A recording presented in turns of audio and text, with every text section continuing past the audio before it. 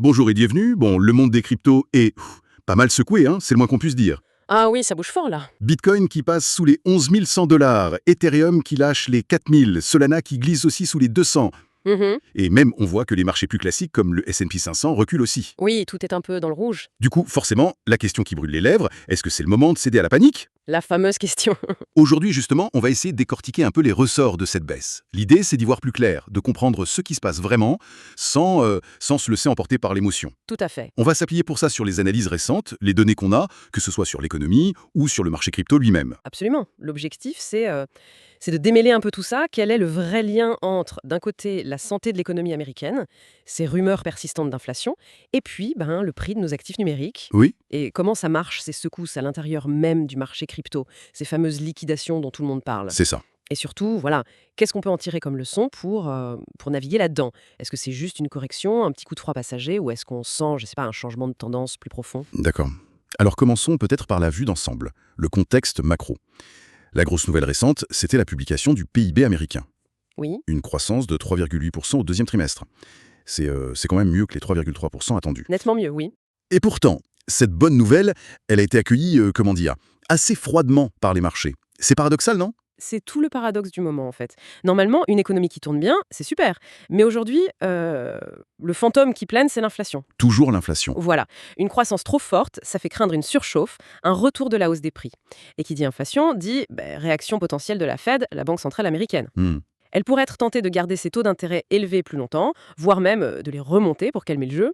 Et rien que cette perspective d'un tour de vis monétaire, ça suffit à rendre les investisseurs un peu nerveux. Et derrière cette peur de l'inflation, il y a une crainte encore plus grande qui revient parfois, c'est le mot stagflation. C'est ça. Pas terrible comme cocktail. Pas terrible du tout. C'est très compliqué à gérer pour les politiques économiques et pour les gens. Personne n'en veut. C'est pour ça que les prochains chiffres sur l'inflation, le CPI, le PPI, sont attendus avec autant de fébrilité. On guette ça de près. Si ces chiffres confirment que l'inflation ralentit, alors la bonne croissance actuelle pourrait être vue d'un meilleur œil. Mais tant qu'il y a ce doute, la nervosité reste. D'autant plus que d'autres signaux montrent que l'économie américaine est plutôt solide, non? Les inscriptions au chômage, par exemple, sont meilleures que prévu. Oui, le marché de l'emploi tient bon, effectivement. 218 000 inscriptions contre 233 000 attendus, c'est un signe de vigueur. Et puis, on a aussi ce facteur d'incertitude en plus avec les annonces de Donald Trump sur de nouvelles taxes douanières. Ah oui, ça aussi. Sur les médicaments, des produits de cuisine, salle de bain, prévus pour le 1er octobre. Ça ajoute de la confusion, potentiellement de la pression sur les prix, sans parler des doutes sur la légalité du truc. Est-ce que ce genre d'annonce, ça pèse vraiment tout de suite ou c'est plus du bruit de fond pour l'instant? C'est une bonne question. À court terme, je dirais que ça ajoute surtout de l'incertitude, et les marchés, ils détestent ça. C'est clair. L'impact réel sur l'inflation, ça dépendra de comment c'est appliqué, s'il y a des ripostes commerciaux, mais dans le climat actuel, ça jette un peu d'huile sur le feu de la nervosité, oui. On le voit sur les marchés tradis. Oui, on voit bien cette tension. Le S&P 500 qui recule d'environ 2%, le Nasdaq qui a eu une séance hyper volatile hier. Il a plongé fort, puis il est remonté en partie après les chiffres du PIB. Ça hésite beaucoup. Ça montre une vraie bataille entre acheteurs et vendeurs. Et pendant ce temps, l'or, lui, il monte. C'est le refuge classique quand les craintes d'une récession future, peut-être en 2025-2026, refont surface. Et cette peur de la stagflation dont on parlait, ça peut alimenter ces craintes-là. D'accord. Bon, revenons maintenant plus spécifiquement au marché crypto, parce qu'il semble vivre sa propre tempête dans la tempête, avec des mouvements qui sont parfois décuplés. Oui, c'est souvent le cas, amplifié. On a vu ces seuils importants, ces chiffres ronds, qui ont cédé. 111 000 $ pour Bitcoin, 4 000 $ pour Ethereum, 200 $ pour Solana. La vitesse à laquelle ça a lâché est assez frappante. Oui, ces chiffres ronds, c'est psychologique. Pour beaucoup de traders, ça agit comme des aimants. Et quand ça casse, ça déclenche souvent des ordres de vente automatiques, ce qui accélère la baisse. Effet boule de neige. Exactement. Mais ce qui a vraiment mis le feu aux poudres récemment, ce sont les liquidations massives. On parle de presque 1 milliard de dollars de positions liquidées en 24 heures. 1 milliard, hein. Et il y avait eu une vague encore plus grosse, 1,6 milliard, juste un peu avant. Et une grosse partie de ces liquidations récentes, ça concerne Ethereum. Ah oui, pourquoi Ethereum spécifiquement? Il est plus exposé que les autres? C'est surtout lié à son rôle central dans la finance décentralisée, la DeFi. Beaucoup de gens utilisent leurs Ethereum comme garantie, comme collatéral pour emprunter d'autres cryptos. D'accord. Quand le prix de l'ETH baisse fortement, la valeur de cette garantie diminue. Et si elle passe sous un certain seuil, défini par le protocole de prêt, la position est vendue automatiquement sur le marché pour rembourser la dette. C'est un mécanisme de sécurité, mais qui peut créer des cascades de vente quand le marché plonge. Je vois.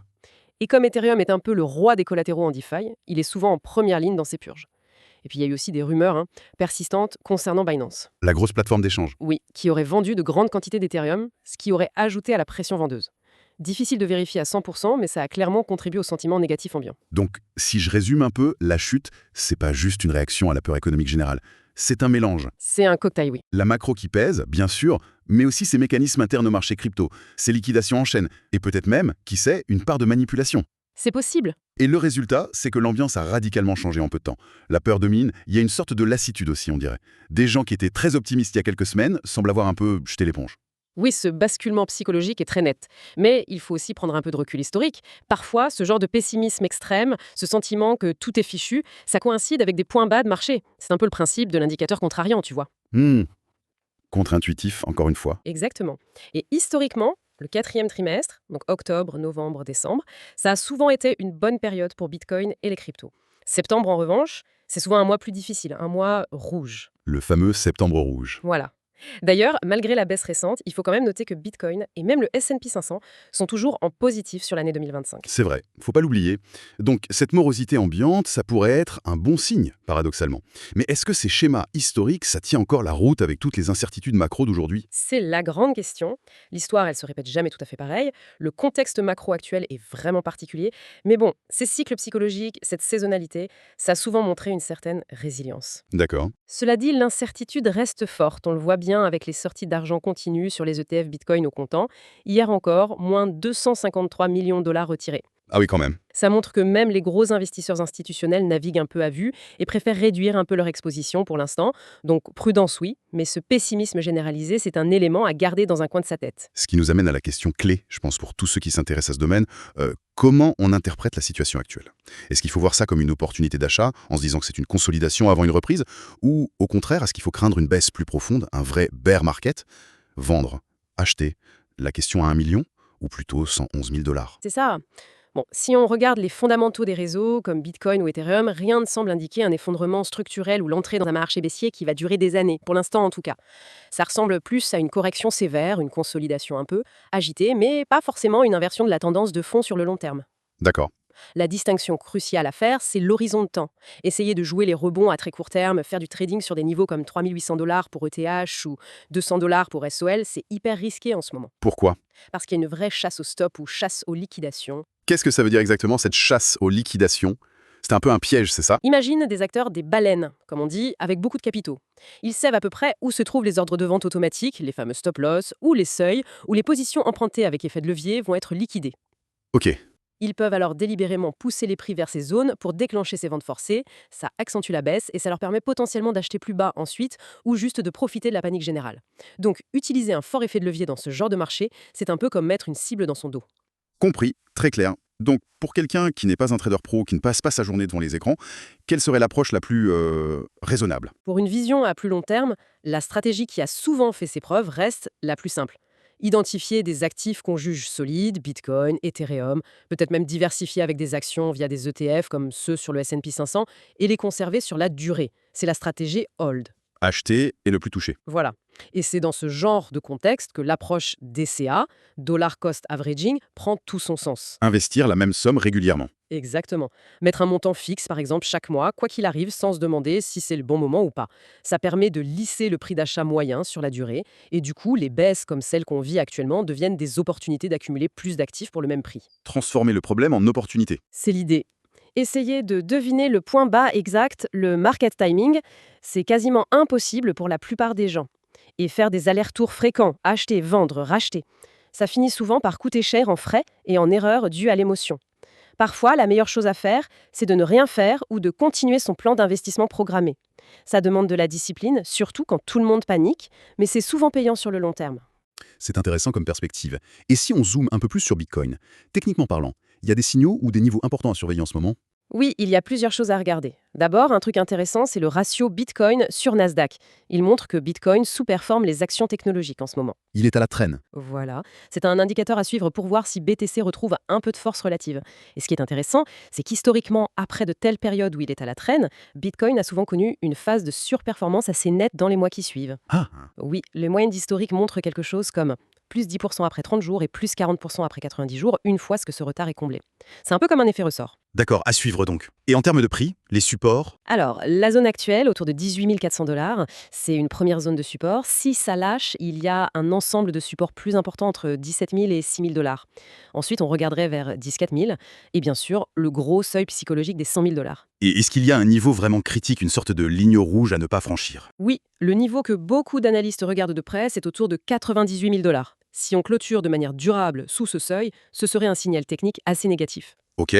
Mais paradoxalement, une mèche rapide sous ce niveau, suivie d'une réintégration rapide au-dessus, ça pourrait même être interprété comme quelque chose de positif. Ah bon? Comment ça? Ça voudrait dire que le marché est allé chercher et liquider les positions longues trop fragiles, celles qui utilisent trop de leviers, avant de repartir sur des bases peut-être plus saines. Une sorte de purge nécessaire. Une chasse aux liquidations qui se termine bien, en quelque sorte. Voilà. D'autres indicateurs sont intéressants aussi. Le RSI, qui mesure la force du mouvement, est très bas. Il est en zone de survente. Ça veut dire que ça a trop baissé trop vite? Il dit qu'il faut attendre des signes de stabilisation avant de se précipiter. D'accord. On note aussi la hausse de la dominance du Bitcoin. C'est classique en période d'incertitude.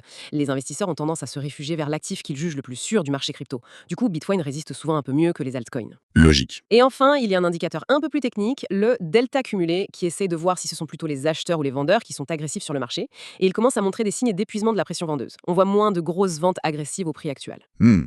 Ça pourrait dire que le pire est passé, ou bientôt. Ça pourrait indiquer qu'un plancher n'est pas très loin, oui.